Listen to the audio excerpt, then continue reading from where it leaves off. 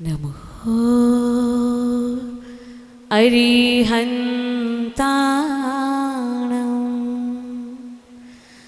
नमो सिद्धाणं नमो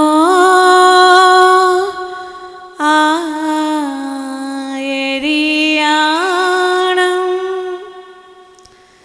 नमो उवझायाणं नमो लोये सवसाहुणं नमो लोये सवसाहुणं। बोलिए पंच परमेष्ठी भगवान की, परम पूज्य वासुदेव एक स्वर श्री विमल सागर जी महाराज की, परम पूज्य तपस्वी सम्राट आचार्य मुनि सरमती सागर जी महाराज की, परम पूज्य राजसंत आचार्य सुंदर सागर जी गुरुदेव की। करता हजारों कोशिशें अनमें से जो भी देखता, निर्णय ना फिर भी पा सके, मानव हो या कि देवता, मानव हो या कि देवता, उत्कृष्ट अणुओं से बने सन्मति गुरु प्रतिभा से हो। गुरुदेव मेरे शीश पर नित आपका ही हाथ हो। बोलिए परम पूज्य श्री सुंदर सागर जी गुरुदेव की। ज्ञान ध्यान तप चारित्र को जो जन्म देती, ऐसी जिन्हें वाणी माँ को मेरा सब प्रणाम है। ज्ञान ध्यान तप चारित्र को जो जन्म देती, ऐसी जिन्हें वाणी माँ को मेरा सब प्रणाम है। धीर वीर आवावान जो बनाती वो ज्योतिर्मान, ऐसी जिन्हें देव की प्रिया को सब प्रणाम है। मान सम्मान करना सिखाती गुरुओं का, मान सम्मान करना सिखाती गुरुओं का, ऐसी जिन्हें वाणी माँ को मेरा सौ प्रणाम है। ओंकार रूप और सन्मति रूप है जो, ऐसी जिन्हें देव की प्रिया को सौ प्रणाम है, ऐसी जिन्हें देव की प्रिया को सौ प्रणाम है। बोली द्वादशांग जिनवाणी माता की, पर्वराज पर्यूषण की, उत्तम तप धर्म की। दोनों हाथों को ठका जगह लगाएंगे। जय लो परम पूज्य सूर्यकंठी गोगिला विद्या सुतार करती सुकामती माता जी की, समस्त हरिका संघ की जयकारा गुरु माँ का।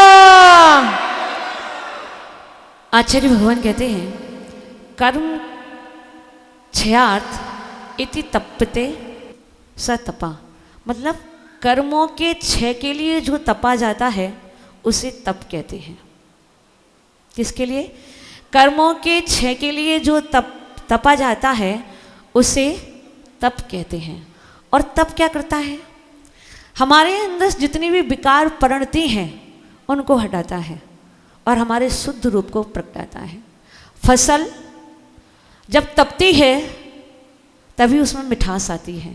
यदि वह सूर्य के ताप को सहन नहीं करती तो उसमें मिठास नहीं आती। धरती मिट्टी जो होती है, मिट्टी वो भी जब तपती है तब कुंभ का रूप लेती है। दूध है, पहले बर्तन में उबाला जाता है, तब जाकर उसमें से नवनीत निकाला जाता है। कहने का आशय ये है कि जब तक व्यक्ति तपता नहीं है, तब को स्वीकार नहीं करता है, तब तक उसका उत्कर्ष नहीं होता। और जब तप की बात चलती है तो हम याद करते हैं परम पूज्य तपस्वी सम्राट आचार्य भुवन सरमती सागर महाराज को। जिनके विषय में आचार्य भगवान ने आज बताया। आज उनका 7वां उपवास है, लेकिन फिर भी जब गुरु की बात आती है, उनके तप की बात आती है, ऐसा कोई पर्युषण जाता नहीं है जब वो उत्तम तप का दिन हो और अपने गुरु का स्मरण ना करते हो और पूरी एनर्जी के साथ। क्यों? क्योंकि उनको भी विरासत में वही तप मिला है। आचार्य गुरुदेव सुंदर सागर जी महाराज, उन्होंने विरासत में आचार्य विमल सागर महाराज जी से जहाँ पर वात्सल्य पाया, उनकी करुणा पाई, और वहीं दूसरी ओर तपस्वी सम्राट आचार्य भगवान सुंदर सागर, तपस्वी सम्राट आचार्य भगवान से सन्मति सागर महाराज जी से तप पाया। यदि हम देखें तो गुरु शिष्य जो होते हैं वो गुरु तो कभी नहीं बन सकते। गुरु के पद चिन्हों पर चलते हैं लेकिन गुरु नहीं बन सकते। लेकिन फिर भी यदि हम आचार्य श्री के जीवन का हम अवलोकन करें तो हम क्या देखते हैं कि जो गुण तपस्वी सम्राट में विराजमान थे वही गुण आचार्य भगवान सुंदर सागर जी में भी विराजमान है। बिल्कुल वैसा ही शरीर, वैसी ही काया और वैसा ही आत्मविश्वास। उनको देखकर लगता है कि उनके शरीर में सामर्थ्य है, लेकिन फिर भी जब वो साधना करने के लिए तत्पर होते हैं तो बड़े से बड़े तप कर लिया करते हैं। हमने देखा है उनको सम्मेद शिखर जी में, जब उन्होंने अष्टानिकों के 8 उपवास किए थे तो एक समय ऐसा भी लगने लगा था कि कब ये प्राण उनके शरीर को छोड़कर चले जाएंगे। सबने बहुत समझाया, प्रयास किया, लेकिन आचार्य भगवान को तो जैसे अपने गुरुदेव पर पूरा भरोसा था। हम लोगों ने पूरी रात बैठ के नमोकार मंत्र का जाप किया और उनके स्वास्थ्य की कामना की, लेकिन आचार्य भगवान तो अपने में ही थे। उन्हें विश्वास था कि मैं कर सकता हूँ। मुझ पर किसका आशीर्वाद है? मुझ पर उस तपस्वी सम्राट का आशीर्वाद है जिसने अपने जीवन में 10,000 से ज़्यादा उपवास किए। कितने? 10,000 से, मतलब आधे से ज़्यादा जीवन उनका उपवास में निकल गया। ऐसे ऐसे साधना की, 1 आहार 1 उपवास, 1 आहार 2 उपवास, 1 आहार 3 उपवास, 1 आहार 4 उपवास, 1 आहार 5 उपवास। इस प्रकार कम से बढ़ाते बढ़ाते बढ़ाते 1 आहार और 15 उपवास, और फिर लौटते लौटते 14 उपवास, 13 उपवास, 12 उपवास करते करते 1। इस व्रत को कहते हैं श्री निष्कृत व्रत, जो उन्होंने अपने जीवन में किया। केवल 1 व्रत नहीं किया, चतुर्मास में भी 1 दिन, पहले महीने में 1 आहार 1 उपवास, दूसरे महीने में 1 आहार 2 उपवास, तीसरे महीने में 1 आहार 3 उपवास, चौथे महीने में 1 आहार 4 उपवास। और इतना ही नहीं, पर्युषण के 10 उपवास, अष्टानिका के 8 उपवास।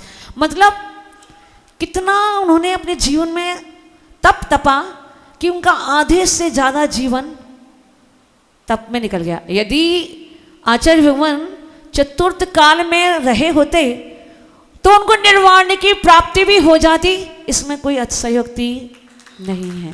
ऐसे तपस्वी सम्राट के चरण सानिध्य में रहकर जिसने 14 साल, कितने? 1-2 नहीं, जहाँ आज शिष्य अपने गुरु के साथ में 1-2 साल भी नहीं रहना चाहते हैं, वहाँ आचार्य भगवान ने 14 साल गुरु के चरण सानिध्य में रहकर साधना की और उनसे उस तप को सीखा, उस तप को ग्रहण किया, और उन्होंने भी वही साधना की। अष्टानिका के 3 साल में 3 बार अष्टानिका पर्व आता है, तो तीनों अष्टानिकाओं में 8-8 निर्जल उपवास। अब पर्युषण के 10 उपवास करते करते हुए भी उनको आज 9 वर्ष पूरे हो चुके हैं, है ना। शरीर तो ऐसा है दुबला कृष का है, अपने गुरु जैसा, और आत्मविश्वास पूरा लबालब भरा हुआ है। तो आज के दिन उन संतों का स्मरण हमको ये सिखाता है कि यदि हमें अपने जीवन में उत्कर्ष करना है ऊंचाइयों तक जाना है तो जीवन में क्या करना होगा? तप करना होगा। वो जीते जाते मिसाल है तप की। उनका अनुसरण यदि हम करेंगे तो ही हमारे जीवन का विकास संभव है। आज के दिन यदि हम उनका स्मरण भी कर लेते हैं तो समझना कि हमने आज के दिन को जी लिया। उनके जीवन में झांक के तो देखो, कितना कितना कितना सहन किया उन्होंने अपने जीवन में। कितनी परिस्थितियां ऐसी आती हैं जब साधुओं के जीवन में कि जो उनके भाव है वो ऐसा लगता है कि कहीं गिर ना जाए, कहीं गिर ना जाए, कहीं गिर ना जाए, लेकिन अपने आप को कैसे संभाल के ऊंचाइयों तक ले जाते हैं। जो सीखना है तो इन संतों के चरण सारण्य में रह करके हमको लोगों को सीखना चाहिए। मैं आज आचार्य गुरुवर का 7वां उपवास है, बहुत समय से उनको देख रही हूँ। जैसा कि आचार्य भगवान के भी आचार्य भगवान ने भी जब दीक्षा ली थी तो दीक्षा लेते ही 4 रसों का त्याग कर दिया था। पूज्य गुरुदेव भी आहार में क्या लेते हैं? सिर्फ घी और दूध, नमक। दूध भी उसमें से बहुत कम लेते हैं, वो घी और नमक 2 ही रस चलते हैं। वो इतने बड़े संघ का संचालन करते हैं, इतनी साधनाएं करते हैं, उसके बाद भी अपनी सारी क्रियाओं को आपने भी देखा क्या? उनके पास जाकर के देखा क्या नहीं करते? वो प्रतिमण करते हैं, दोनों टाइम का प्रतिमण करते हैं, स्वाध्याय करते हैं। ऐसी कोई क्रिया उनकी होती नहीं है जो वो नहीं करते हैं। कभी उनको आप आराम करते हुए देखा? देखा क्या? कभी लेटते हुए देखा? सोते हुए देखा? नहीं देखा। मतलब साधना तो करनी है, उसके बाद में अपनी सारी क्रियाओं को समय से संपादित भी करना है ना। और फिर इतने बड़े विशाल संघ को भी देखना है, कौन क्या कर रहा है, कैसे कर रहा है, क्या करना चाहिए, सब जानकारी उनको रहती है। और अपनी साधना को भी निरंतर बढ़ाते रहते हैं। समय तो बहुत कम है, बहुत कुछ कहना था, पता नहीं मन भी क्यों साथ नहीं दे रहा है। बस इतना ही कहना चाहती हूँ कि हम इन संतों के सानिध्य में रहकर अपनी इच्छाओं को रोकने का भी यदि उपक्रम कर लेते हैं, अपनी इच्छाओं को भी घटा देते हैं, तो हमारे जीवन में बहुत सुख शांति आ सकती है।